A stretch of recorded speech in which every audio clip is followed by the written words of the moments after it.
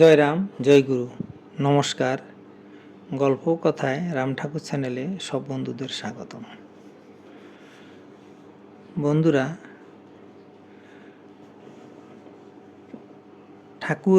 শ্রী শ্রী ঠাকুর বলেছিলেন যে গুহ্যকালী আসিয়াছিলাম শ্রীধর ঠাকুর, ভাবিয়াছিলাম কিছু দিয়া যাইব, কিন্তু কেহ নিল না। রাখিয়া গেলাম যদি কোনো ভাগ্যবান কুড়াইয়া লয়। সে প্রসঙ্গে ফণিমালাকার মহাশয় একটি গল্প বলেছিলেন।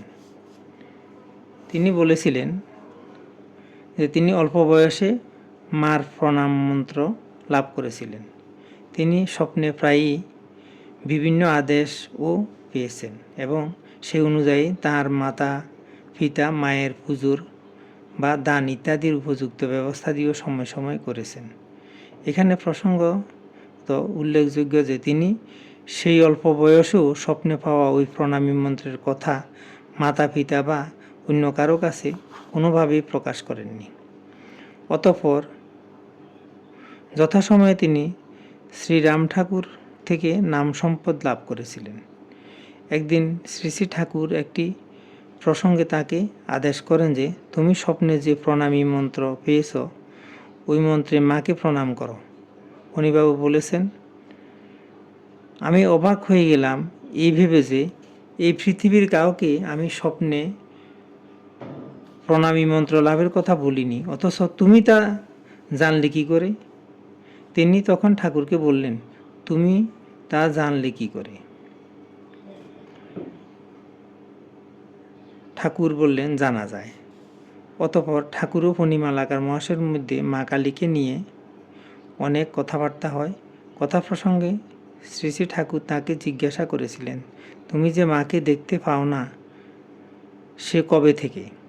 ফণিবাবু বললেন, এই তোমার নিকট থেকে নাম গ্রহণ করার পর আর মাকে দেখতে পেলাম না।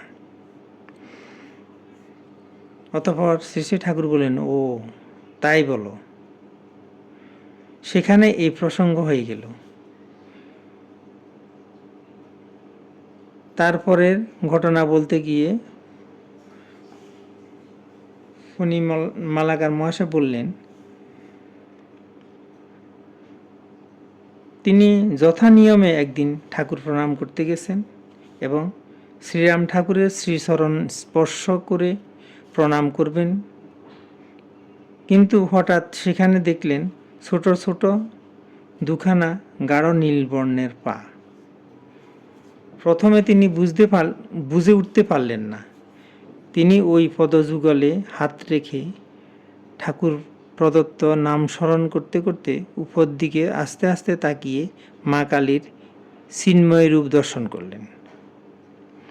তিনি নিজ মুখে বলেছেন, ওই মূর্তি 1.5 হাতের মতো হবে। তিনি প্রাণভরে মাকে দর্শন করলেন। অতঃপর ধীরে ধীরে চোখ নামিয়ে রাতুল চরণে পুনরায় মাথা ঠেকিয়ে প্রণাম করলেন। প্রণাম শেষ করে চোখ খুলে দেখলেন সেখানে ঠাকুর যেমন পূর্বে ছিলেন তেমন আছেন, মার মূর্তি নেই। যখন মা কালীকে চিন্ময় রূপে দর্শন করেছিলেন তখন ঘরে ঠাকুরকে দেখতে পাননি। এবার ঠাকুরকে দেখছেন, মার মূর্তি দেখতে পেলেন না। এই ঘটনার পর তিনি পরিষ্কার জানতে পারলেন ঠাকুরই গুহ্যকালী। বন্ধুরা, এখন আমি শ্রী শ্রী ঠাকুরের বেদবাণী থেকে 2-1টি বাণী পাঠ করে আপনাদেরকে শোনাচ্ছি। ঠাকুর বলেছেন, যাহা হয় হইবে, ভবিষ্যৎ চিন্তা করিয়া কি হইবে?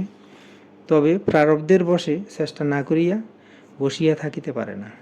ঠাকুর আবার বলেছেন, সংসার চক্রে পড়িয়া কেবল তরঙ্গে খেলিতে হয়, ভগবান সেবা চর্চা ফলে ঘটে বিরল, তাই কেবল ঘুরিয়া বেড়াইতে হয়। ঠাকুর আবার বলেছেন, সংসার ক্ষণভঙ্গুর, উদয় অস্তগতি, স্থিতির অভাব থাকায় গুণকর্ষণে নানানভাবে জড়িত হইয়া জীবের সুখ দুঃখ ভোগ করিতে হয়। এ সমস্ত অস্থায়ী ব্যাপারে ধৈর্যই পরম সহায় হইয়া থাকে। ভগবান মঙ্গলময়, তিনি যাহা ব্যবস্থা করেন তাহা সকলই মঙ্গলজনক হয়। বেদবাণী 1। বন্ধুরা, আজ এই পর্যন্তই। আগামী দিন আবার শ্রী শ্রী ঠাকুর সম্পর্কে গল্প বাণী নিয়ে আপনাদের সাথে থাকব। বন্ধুরা, চ্যানেলটি যদি আপনাদের ভালো লেগে থাকে তাহলে সাবস্ক্রাইব করে চ্যানেলটির পাশে থাকবেন। আর নতুন বন্ধু হলে অবশ্যই সাবস্ক্রাইব করতে ভুলবেন না প্লিজ। বেশি বেশি করে লাইক, শেয়ার, কমেন্ট করবেন। ধন্যবাদ।